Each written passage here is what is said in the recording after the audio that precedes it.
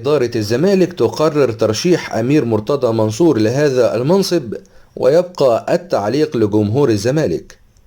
إدارة نادي الزمالك قررت خلال الفترة الحالية ترشيح أمير مرتضى منصور المشرف العام على فريق الكرة بالزمالك لمنصب عضوية رابطة الأندية المصرية، ويأتي هذا الترشيح من جانب مجلس إدارة النادي خلفا لخالد رفعت المرشح السابق، ليكون أمير مرتضى منصور ضمن المرشحين للتواجد في رابطة الأندية. وجاءت الترشيحات من جانب الأندية الأخرى على النحو التالي: إدارة الزمالك رشحت من جانبها أمير مرتضى منصور، بينما إدارة الأهلي قامت بترشيح عماد متعب. النادي المصري رشح شريف صالح، بينما طلائع الجيش رشح خالد شكري.